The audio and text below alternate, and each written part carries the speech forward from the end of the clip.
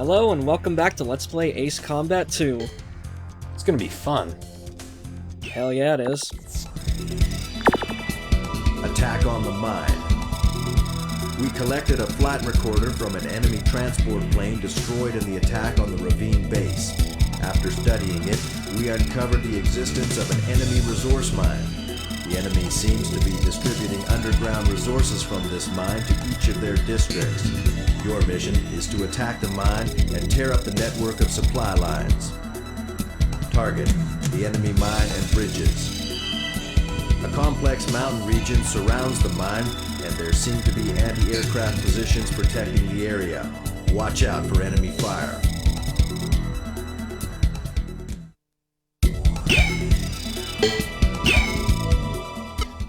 So what's the...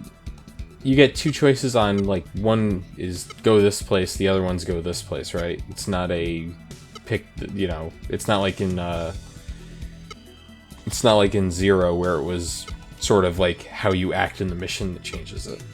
Yeah, this one is basically entirely dependent on your choice. Like, okay, do you want to do this particular mission or do you want to do the other one? And there was a little bit of that in Zero, where, like, you had those missions where it was, like, 3 options, and it was like, okay, this one's a ground assault one, this one's an air assault, or this one's a mix of both.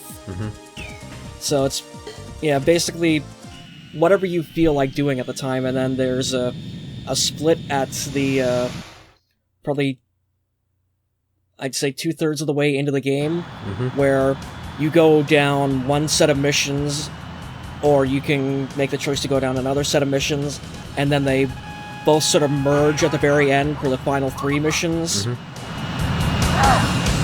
What's the loadout variety look like? I mean, are you given a lot of options on missiles and, you know, like guns and all this other stuff, or is it kind of limited? It's literally limited to what you see on the screen. You've got plain old boring heat-seeking missiles and your gun that you will probably only actually use for one mission, which is the one I did with Jamie the D coming up later. Oh. So I feel like that's a little weird for Ace Combat games, because I thought they did throw in stuff like radar missiles and all the other things like that. All those ones are in the remake, but again, one of the things to keep in mind, especially with like the early like Ace Combat and Ace Combat 2, or I should say Air Combat, is this was Ace Combat at its most, like, literal capital A arcadey. Yeah. So, like, you know, this would be a game that you, like, they never actually put it out for the arcade, but this would kind of be like a type of game that you would almost expect to find in, like, an old school video arcade. Yeah, it's this and, God, what's the other flying? Afterburner. That's it. Yeah. Basically a larger area afterburner instead of going down a path. Yeah. Actually, didn't they do a Afterburner remake that went really poorly because they tried to make it Ace Combat? Probably. I have vague memories of that, but I've never really kept up with the Afterburner series. Yeah, no one has. That's why it didn't do well. Hi-oh! I remember playing that demo on the Xbox 360, though. It was one of those things where it's like, oh my god, a demo on a console, and everyone was very impressed. Now you can download demos of everything you want off, like, PlayStation Network and Xbox Live. Yep. Man, back in the day. This would have been in someone would have sent a CD with this in it to demo it out. Yeah, like, the third mission for Ace Combat 2 actually came with one of the PlayStation Sampler Pack CDs that actually came with the PlayStation itself. Huh.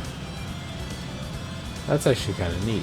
Yeah. When they just give you a full-on mission to play through, but with fewer items like you have here, I guess that makes a lot more sense. I feel like if you're trying to give people a good sense of what a game is, you can't really throw a demo where you're only going to get like a very small slice of the game. Yeah. You have to be pretty smart about it, but this probably wasn't that bad in terms of that stuff. Yeah.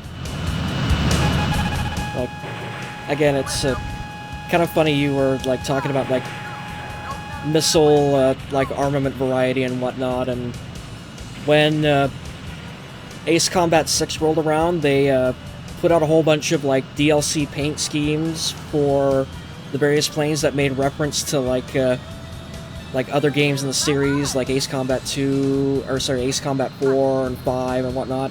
And like they also affected both the stats of the plane from their base stats and how they played. Mm-hmm. So when they released the one for the, I think the either the Su-37 or the Su-27, I can't remember what one is in 6, but we'll get to it eventually. Uh-huh.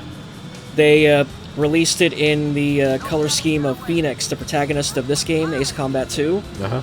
And one of the quote-unquote special features for it is that it was supposed to make it play exactly like Ace Combat 2, so it took away your special weapons options, so all you had were regular missiles. That's great. You gotta show that off. Yeah. Maybe on an early level. Or it might not matter as much. So you can't even drop like a bomb or anything? Because I noticed there was no loadout screen. That's what I was asking about that for. Yeah. Nope, it's just missiles and guns only in this one. Can the missiles lock on ground targets? No. Yep. Oh, they can. Multi-purpose missiles. Yep. Neat. That at least makes it a little easier. You're not going to miss bombs as much or air-to-grounds as much if they're just all-purpose. And yeah, and the large part of why that is because like the PlayStation 1 really couldn't handle like those kind of calculations for like simulating like bomb trajectories and whatnot. Yeah, I guess that is a little bit. You know, I knocked it in the previous episode. I should have expected it here. But yeah, that does make a lot of sense. It's like you can't expect this thing to do all things, especially that you're. You know, it's not a flight simulator machine. Yeah. And so, here's the reason why this video is, again, a little bit longer than the other ones, is because these two bloody named aces, not only are they flying stealth planes, they also fly way the hell out of the way of the rest of the mission targets. Oh, jeez. So you have to just, like, track them down slowly, huh? Yeah. And you also might have seen there that because they were two F-117 stealth planes, their radar blips were actually fading in and out of the radar. And also, if you were paying attention, which I know you weren't, but they're actually the same aces from the last mission. Oh. Yeah. Interesting. I know, like, the game will do that sometimes. Like, most of the time, the named aces that show up in the branching path missions are unique. But in this one, Razorback will show up regardless of which mission you choose. I was going to say, because I remembered that there was actually two F-117s in the other mission. I was actually thinking directly about it, because, like, well, F-17s were ground attacks, not air vehicles, so you're killing bombers, but that doesn't make any sense. Well, guess what they are in Ace Combat? Air-to-air combat. Yep.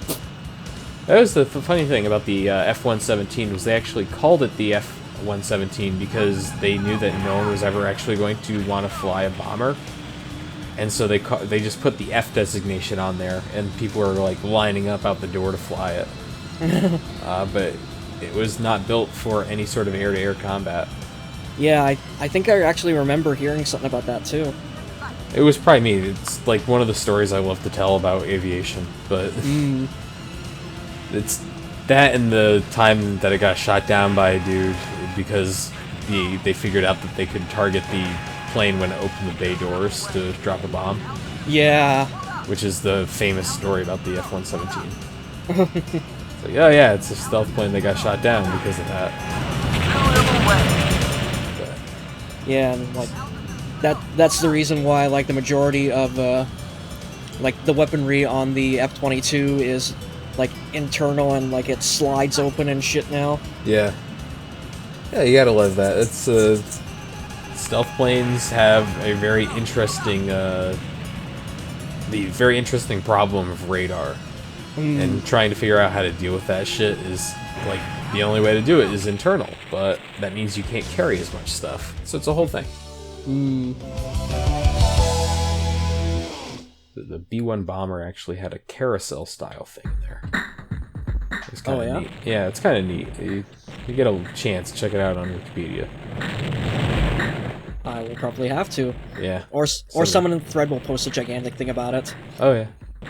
That's the wonderful thing about this. People know all sorts of stuff about it, and you can't stop them from talking about it. It's very interesting stuff, you know? I was gonna say, just kidding, I love you guys, please don't leave me. Getting desperate now. Yay. We unlocked the same stuff as last time. I was gonna say, that's the same MiG.